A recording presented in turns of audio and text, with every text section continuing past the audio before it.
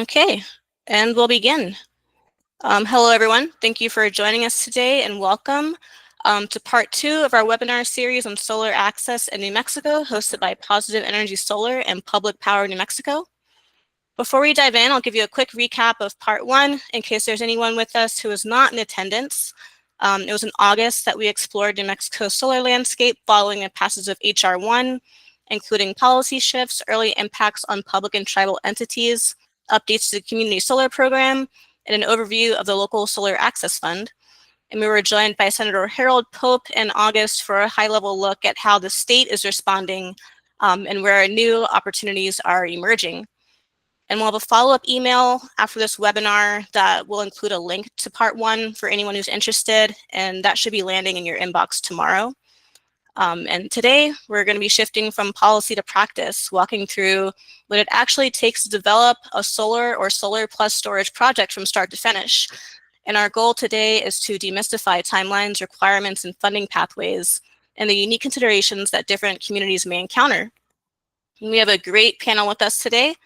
Rebecca Puck-Stair, Director of MNERD's Energy Conservation and Management Division, Sean Sabatse, Head of Tribal Technical Assistance and Project Development at Alliance for Tribal Clean Energy.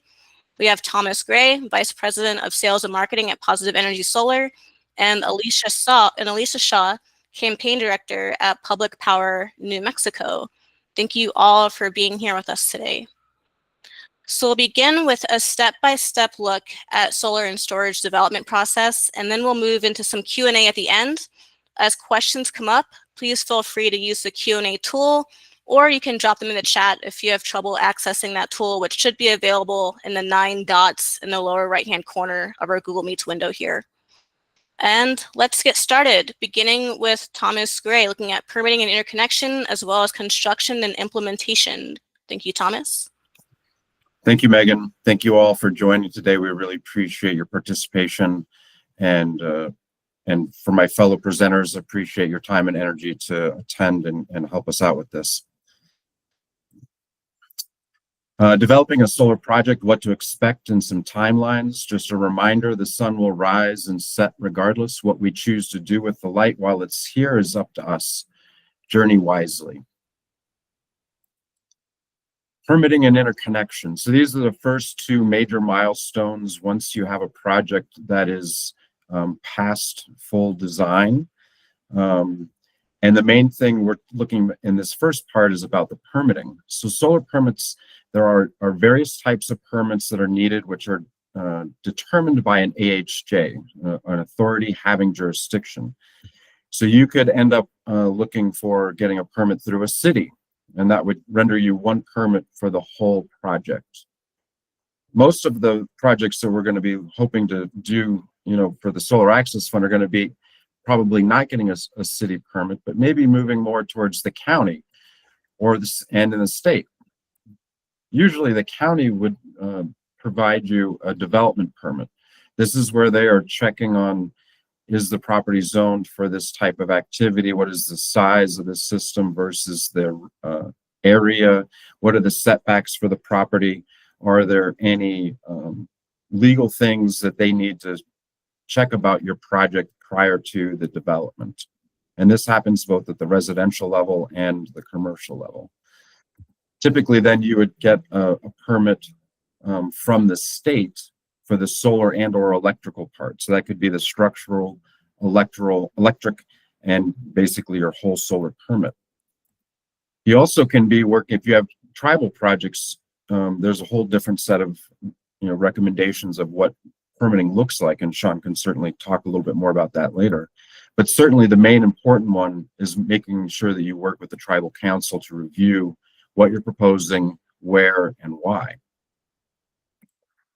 Now, this complicated graph I have in front of you is some of the data that our Positive Energy team tracks in terms of permit durations from the moment we submit them to when they're released. And you can see, if you can track, that the CID, which is the State of New Mexico Construction Industries Divisions, have the lowest turnaround time up for permits. But again, remind you, if you need to get a development permit plus the state permit, you have to add the 2 together. City durations can range wildly from 20 days up past 60 days. So the good rule of thumb for permitting is that you're looking at an average around 30 to 35 days for permitting. Now, there's also other things to consider when you're looking at a project. You can run into EPA stuff where you need to review the National Environmental Policy Act. Some projects may also require a storm pollution prevention plan. If you have a lot of arrays and there's going to be water drainage, the planning may require that you come up with a plan so that no storm water leaves the project or the property.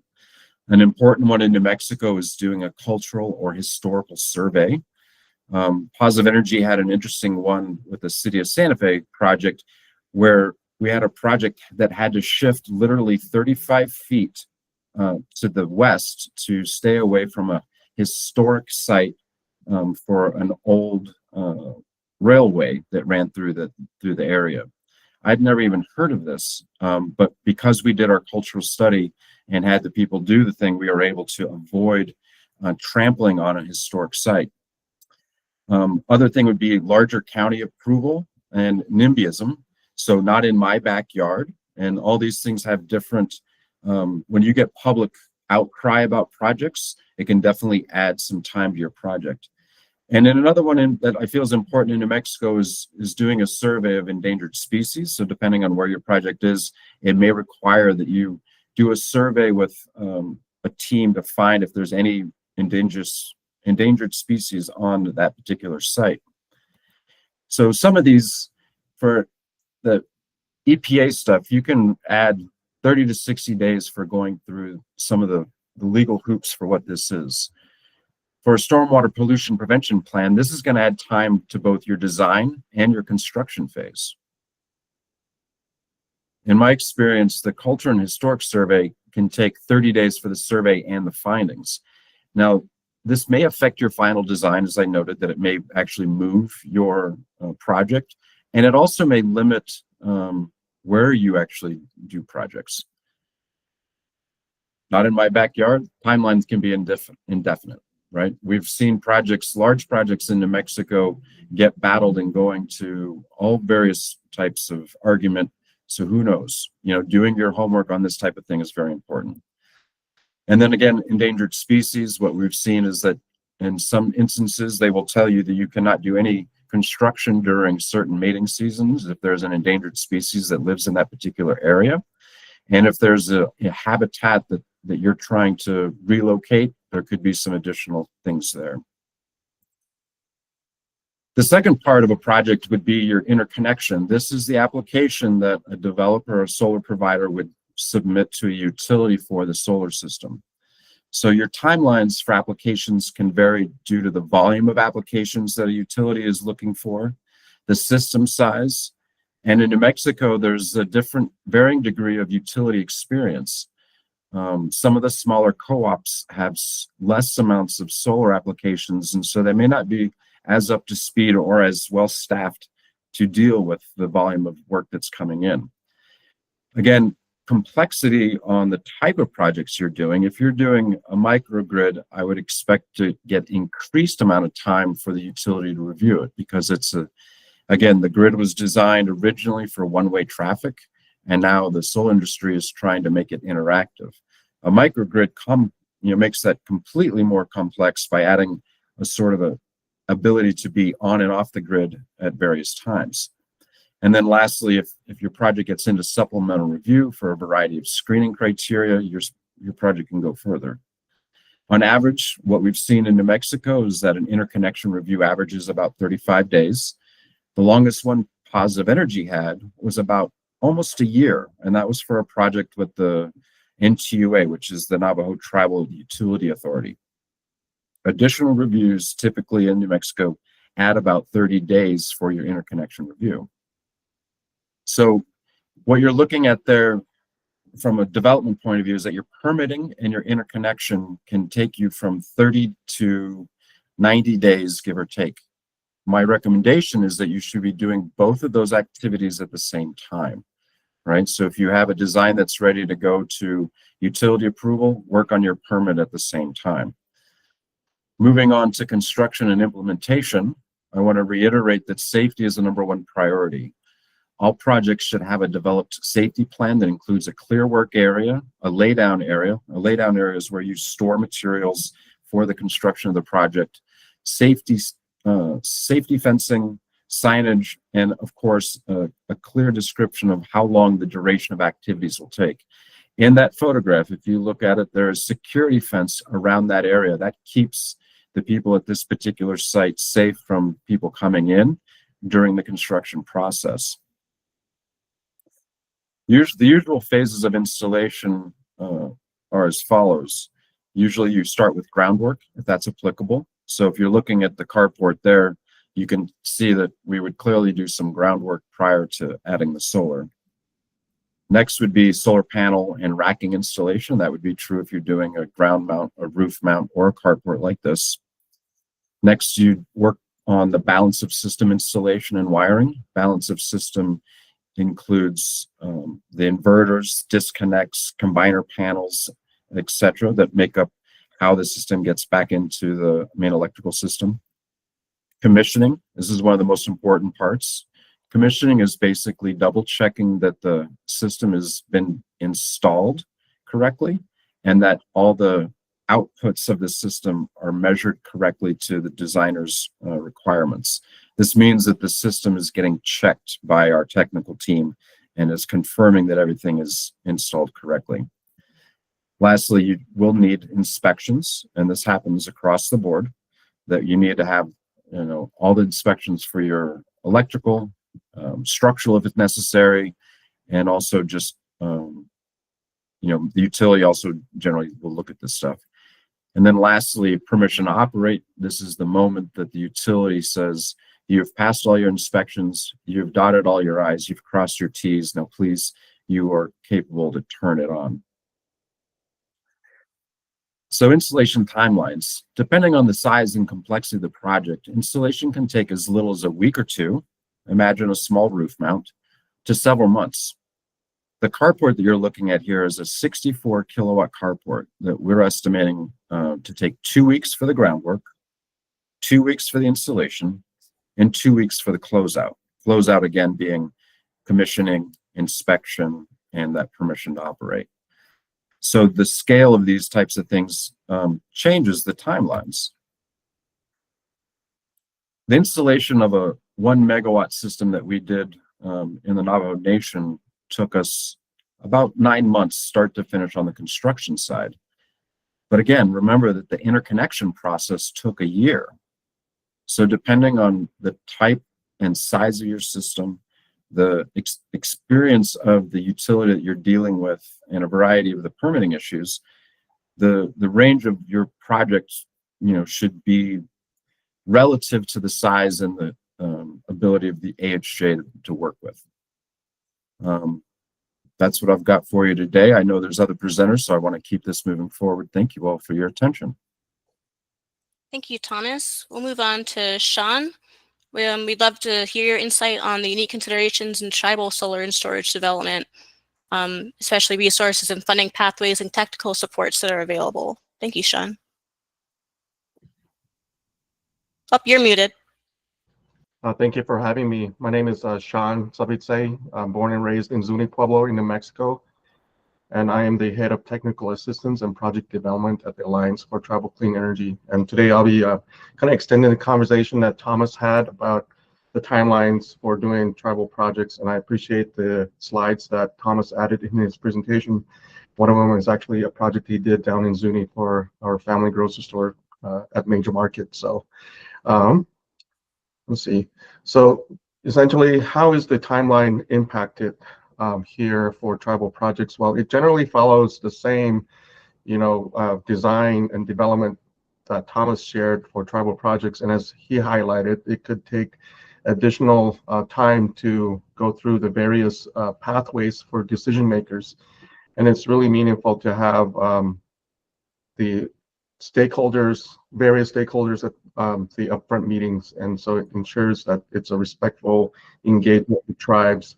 And so the various entities that need to be included, as Thomas highlighted, is the tribal council needs the final approval. But what else is needed is the tribal utility authority needs review if there is a tribe that has their own utility. Not all tribes have their own utility, but in Navajo situation, they have their own utility.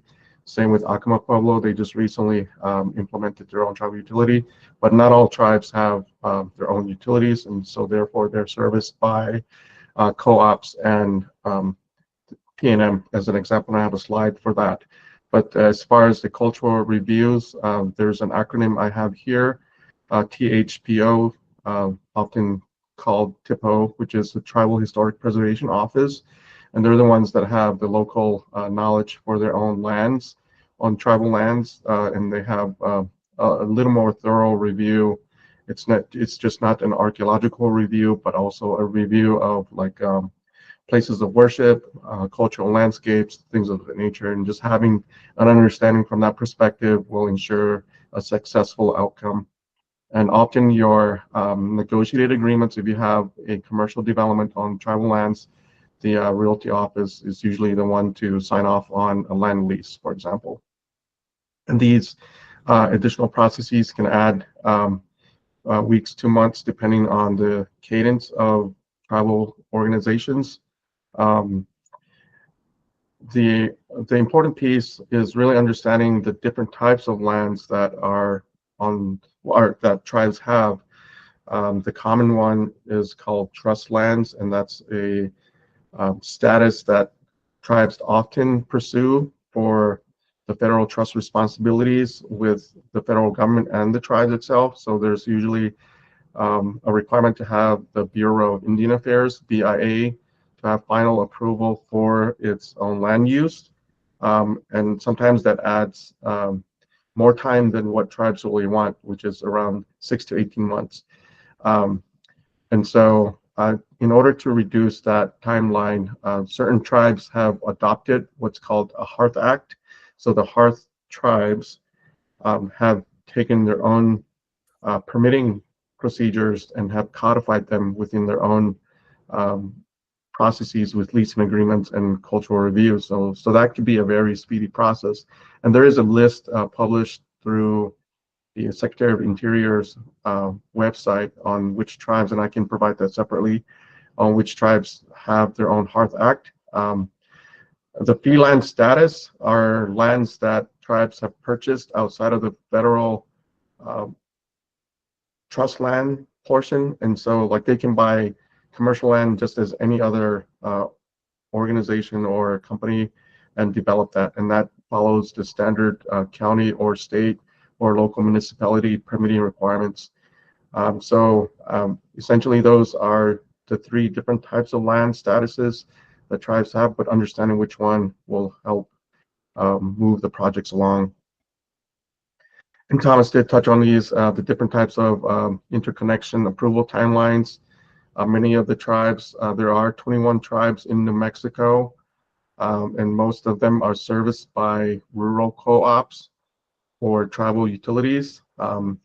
And as Thomas highlighted, that there is limited staffing for some of these co-ops. And so having a relationship as a developer with the local co-ops can often expedite planning and approval for the electrical systems itself, for solar and battery storage. And so, but with a much larger pipeline of projects that utilities or co-ops have, it could take the co-ops or utilities longer periods of times to study how these systems can impact the overall grid that they're managing. But right now, there are really no existing uniform tariffs for tribal pathways with co-ops. So having a relationship with those co-ops and utilities are really essential for developers. And then, of course, with P&M, they do serve 8 tribal communities within the greater Albuquerque region. And there's a list here. But really, if you were to interconnect a system within the P&M network, it's recommended to work with P&M's tribal government relations team, and they have a really great team there. I can vouch for them for that. And they're often the ones to help get a project over the finish line with tribes. is for the cultural resources review for the tribes that have adopted their own permitting processes, just like the one that Thomas highlighted. They have a NEPA-like review process where there's a review by often a group of tribal knowledge keepers that coordinate with their perhaps archaeologists to do assessments of reports that are generated. And so they take into consideration, as I said, places of worship, places of significance. Those are commonly called traditional cultural properties, or TCPs, and that could include mountain ranges, canyons, and springs, and places of worship. So having early engagement with the TIPO office is recommended if it were a large project. But if it's a smaller, mid-sized project, maybe a facility scale, commercial scale, then having engagement with tribal council would help shape the discussions there with the TIPO office. And then you can then avoid what might be similar to a NIMBY, not in my backyard challenge for the project itself. But often it involves elders and cultural monitors, not just archaeologists. I know archaeologists have unique and specific knowledge about resources within development areas, but having a relationship with the actual people who know these through their own lived experience is important to get their understanding and interpretation. And that can either significantly add or reduce the time. Having the trust of these different groups will expedite these processes. Let's see. There's, as Thomas mentioned, there are past impacts to development. So knowing where those brownfield sites may be is important. Sacred landscapes, having alignment with the tribe's own knowledge base is important for design and construction. Other things to consider when approaching a tribe for development is knowing what systems you're trying to interconnect into. If they may be aging systems like substations and the distribution lines or transmission lines, they may need like network upgrades, to interconnect, whether it's a solar system or solar plus battery. It's often something that I recommend with tribes is to consider a battery storage project that takes a smaller footprint, but making sure that the systems an organization is wanting to interconnect into is assessed. They may need network upgrades, and that's something that's going to add cost to it, but that's a big infrastructure improvement that tribes are looking for, and so tribes welcome network upgrades. So the complex load profiles bullet is really around like what's the primary load centers, whether it's a school, water systems, or processing plants for whether it's cattle or bison. There are tribes that have bison here in New Mexico, so just depending on the different use cases, just understanding what load profiles look like, just getting engagement from those different groups is important. And then, of course, getting to the rural and remote communities is a consideration. There are times when there are snow loads, monsoon seasons, and of course the traditional timelines when the land rests. What I mean by that is like there are practices within New Mexico tribes that there is no construction. Similar to when there's migratory birds that may be flying over, there's usually no impacts to lands. And so to that end, it's really important to understand the logistics to deploy such a project. And please let me know, Megan, if I'm running a bit long. But the next few slides, I have many slides. It's really around touching on like the different capital stacks, access to capital. One that I like to highlight is the Indigenous Power Light Fund that the Alliance provides to tribes. And I know there's a note that Alicia Shaw wants to talk about the state funding, but there are different types of capital, and understanding the different timelines and streams to do a capital stack analysis is important. and it can often shorten timelines when you have a full wherewithal on the different types of funds that are available to fund a project. There are additional requirements when you do tribal projects for Indian preference hiring. The Tribal Employment Rights Office often has workforce development initiatives, so including them early is important so that then you can give opportunities to local workforce to get engaged on renewable energy development. Just as I mentioned, capital stack timing is important, but doing that upfront is also key to a successful outcome. Having community meetings is important. Just having like an open house to make sure that the community gets engaged is important. Like not only with the elders but also the youth, and then having language accessible materials. Sometimes there's a language barrier, or just to ensure that the community knows what's entailed with the types of technology. In my opinion, battery storage is a really important solution for tribes, and so making sure that what battery storage solutions are being provided is acceptable by the community. And so that only happens with community meetings and then leadership briefings. But with all this in mind, you can speed up a timeline just to make sure that there are no delays and that there are no concerns that emerge later. These are very high level bullets. I won't go through them line by line. We'll make this presentation available, and so that you can then follow up with us for additional conversations.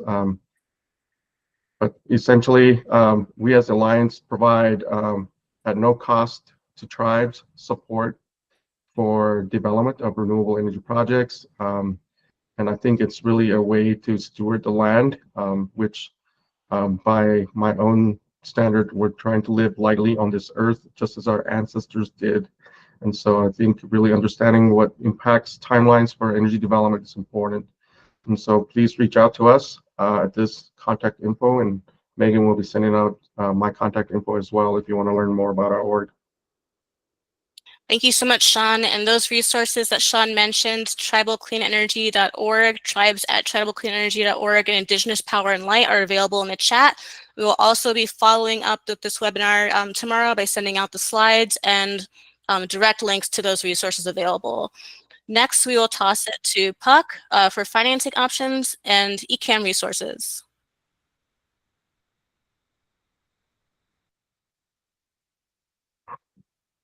Puck, you might be muted.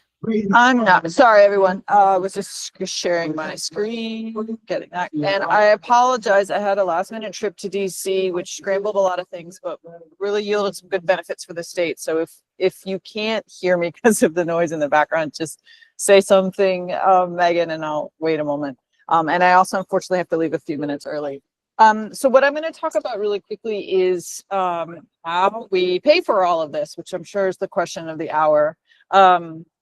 And what I'm going to show you is actually our deck that includes all what we call the 35 buckets of the different programs. Not every program here can pay for solar and storage batteries, but I'm going to leave them in here just so you get a quick sense of like the breadth of what we can offer. And if you get overwhelmed, which you might, or just have a lot of questions, I dropped the only thing you need to remember in the chat, which is our one-stop shop website, cleanenergy.nm.gov. And that is your one-stop shop to find all of these and learn more about them in that plan.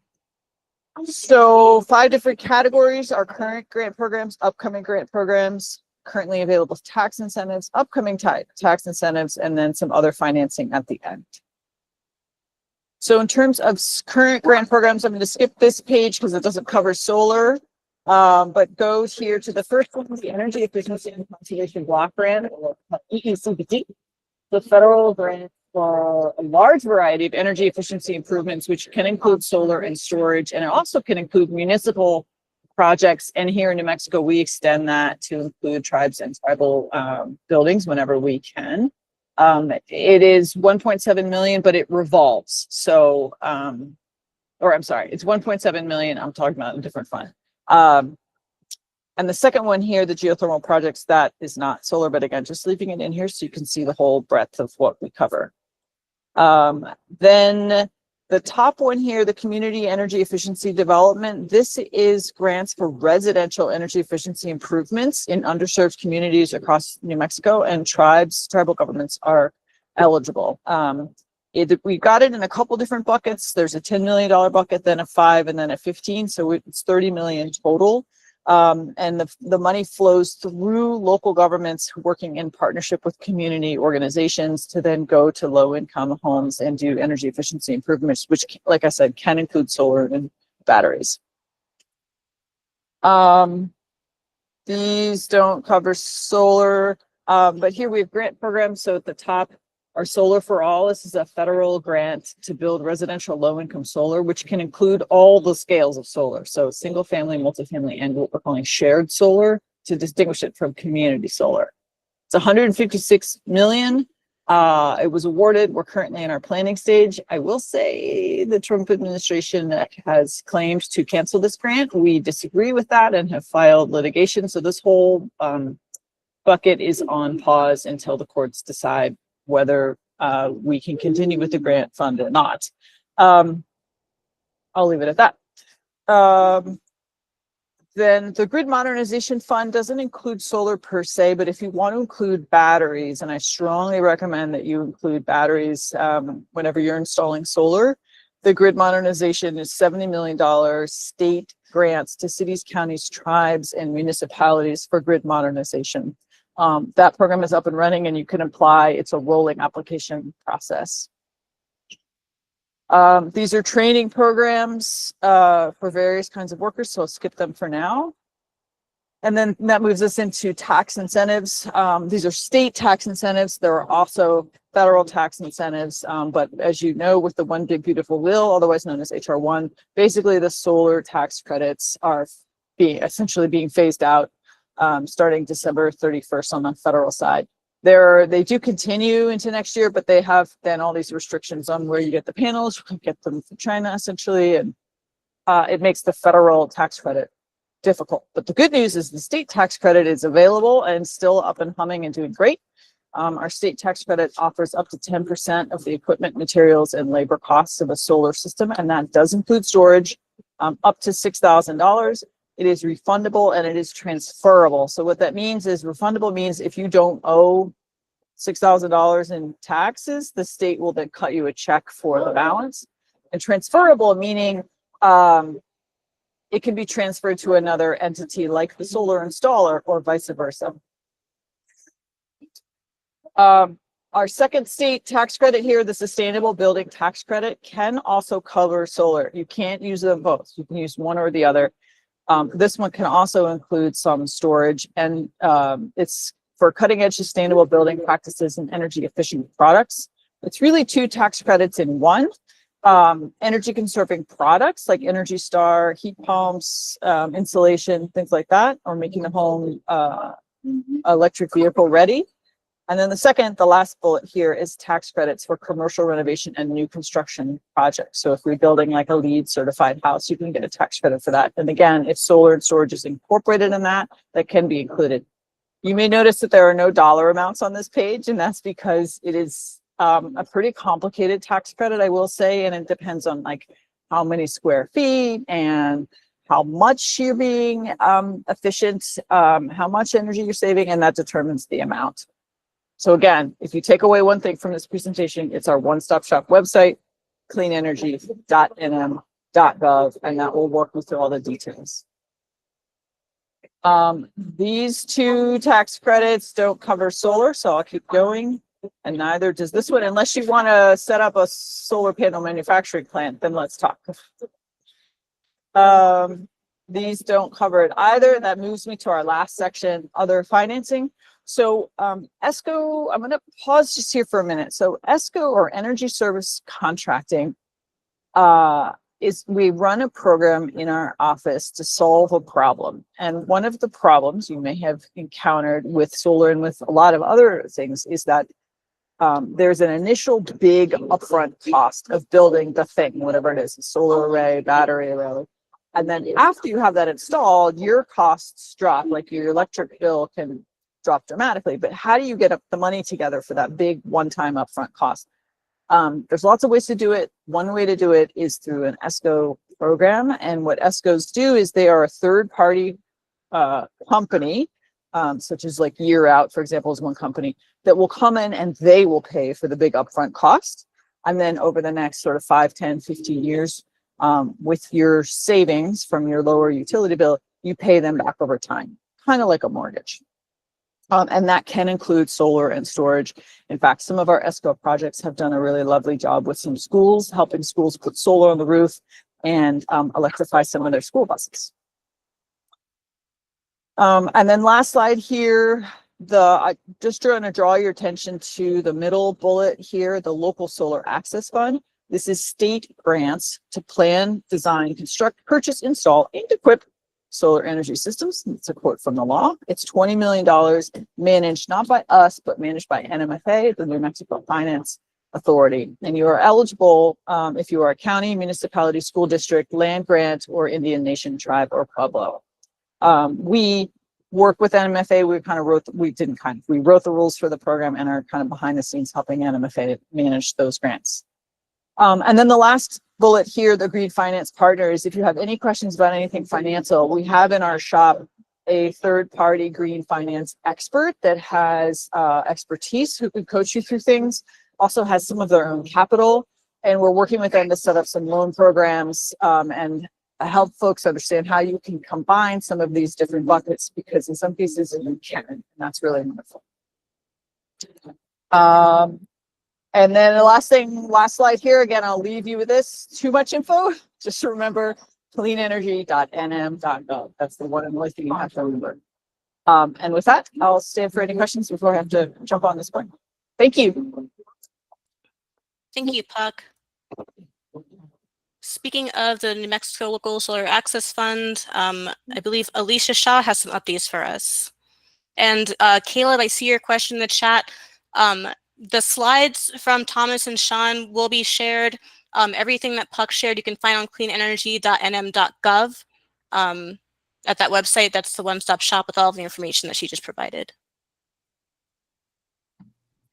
Hi, everyone. Thank you. I work with Public Power New Mexico. My name is Alicia Shaw, and we are a statewide coalition working to support community-owned solar. We are so excited that this year the state legislature passed the Local Solar Access Fund, and the governor signed it.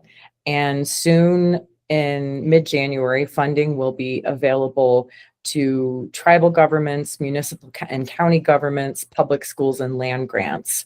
Funding from this grant fund will be used to plan solar projects. So let's say you are a local public entity that wants to develop a solar and storage project, but you just don't have the capacity to do this.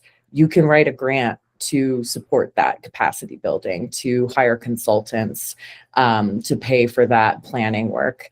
And so, but it can also be used to fund shovel-ready projects and fund a combination of those items. So the final vote on the policy is going to be happening next week. And after that, on the New Mexico Finance Authority's website, nmfinance.com, there should be a page posted on the Local Solar Access Fund and the application.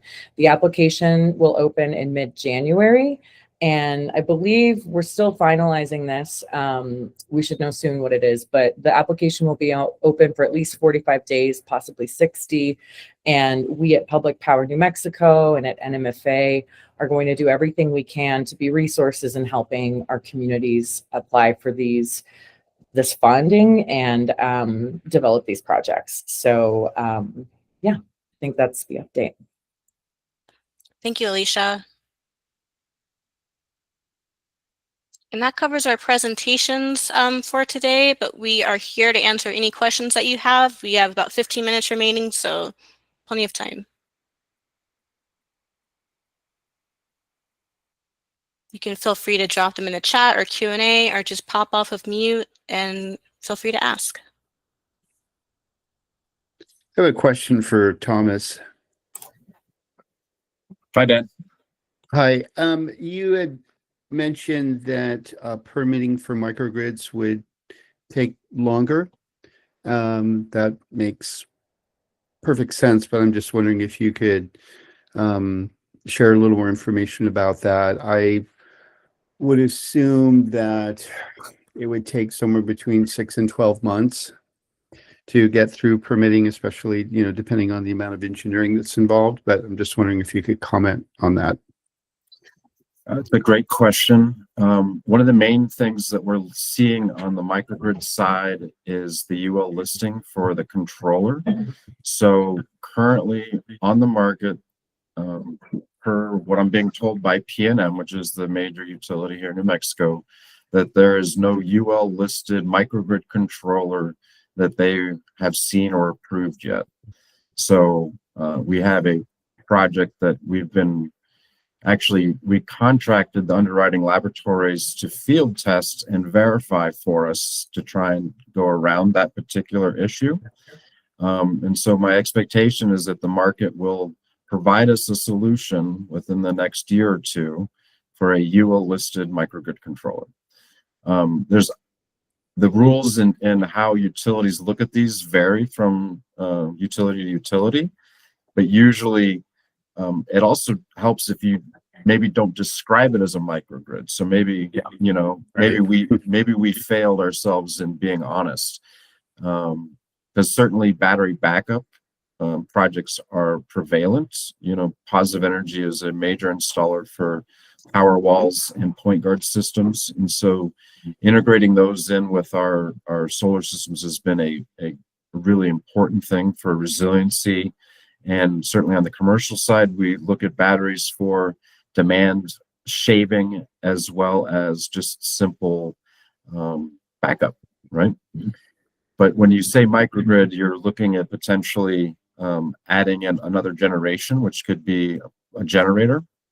On one of my slides, there was a picture of the Hyde Park system, which is a state park that is, we created a microgrid. So there's a battery system, a solar system, and a generator.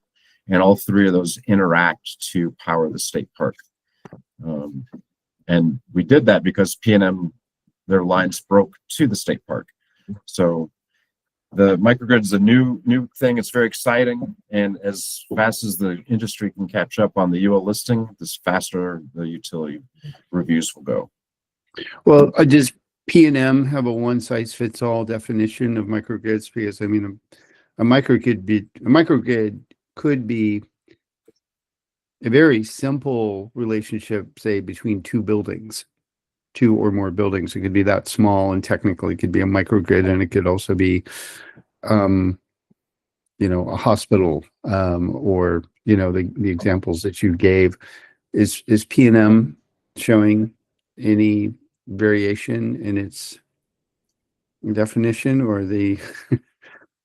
I think that there's room for the variance, and it depends on how you approach the project. What I'm interested in the development of microgrids is a very smooth operation where there's no manual transfer switches. I want things to happen in milliseconds, where the transition from losing grid power and going to off-grid mode is seamless, and that you can control your output that's hitting back on the grid and charging batteries at night. There's a whole variety of interfaces that the utilities are still looking into how to, and again, their thing is the same as mine: safety. They want to make sure that everything on our side is safe. And their main concern is, how do you prevent a system from backfeeding onto the grid when the grid goes down? Okay, I know. Thanks for sharing all that information. I don't know if you follow microgrid knowledge, but I think these issues have been pretty well worked out. Maybe PNM doesn't recognize them, but I think this is pretty established technology. I'm happy to take your help on this side, and we can see what you can add to our conversation with the utility. They have been pushing back on us pretty hard on this. And it's basically, they have criteria of how they screen these projects and stick to it. Yeah, well, I have theories about that, but I'll send you my email in the chat. Thank you, sir. We have another question from Bill for Thomas. New standard IEEE 2988 eliminates the need for a microgrid controller. Are you aware of this standard? I have heard about that, but I think that, for each authority having jurisdiction, when they adopt certain standards and other things can take some time. For example, the city of Santa Fe might be on National Electrical Code from 2018 and adopt 2020 coming here in a few months or something. So there's always a delay of what rules they're working from and why. But thank you for that, Bill. I'll make sure that our team is checking in on that.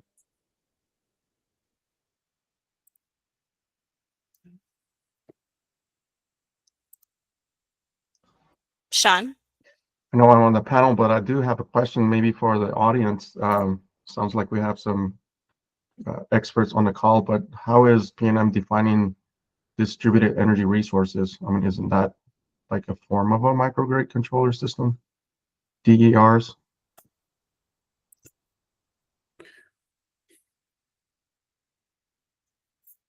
Well, I think that, most inverters for solar systems require seeing the 60 hertz signal of the grid. So technically any regular solar system is only going to operate when it sees the grid functioning. A microgrid can certainly, change that situation. And that's kind of where we're trying to go, is that if there's brownouts or blackouts, that solar and power can still, maintain a facility having energy. That's the real goal of where I'm trying to push us. Go ahead, Bill. Yeah, I was on IEEE 2988. Took about 3 years. We published this spring, and it allows autonomous inverter operation. So you could have 100 inverters on a microgrid that can instantly sync to each other, can be isolated individually to do standalone, each one a microgrid, or when connecting to the power grid, instant synchronization to the power grid. So kind of think of it as the development of the modem for the power internet. So you no longer need an off-board signal from the microgrid or the conventional grid in order to optimize the common point of coupling.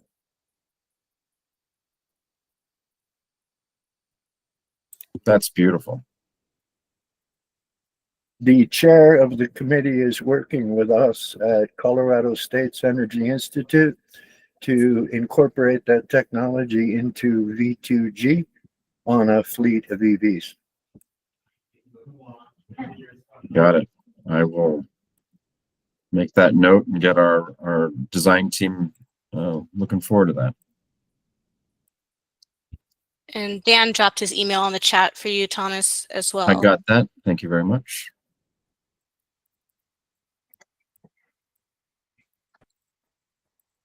Do you have any other questions?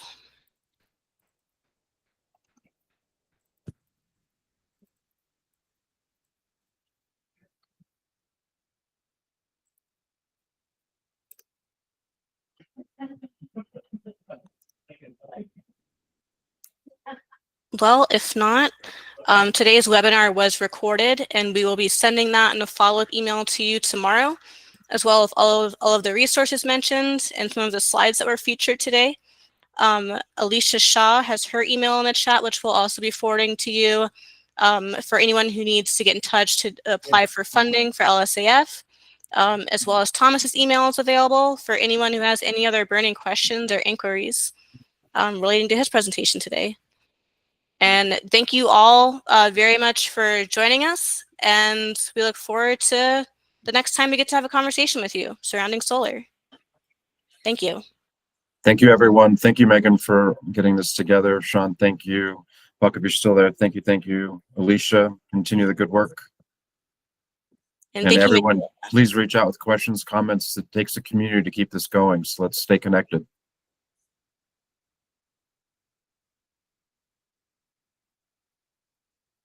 Okay.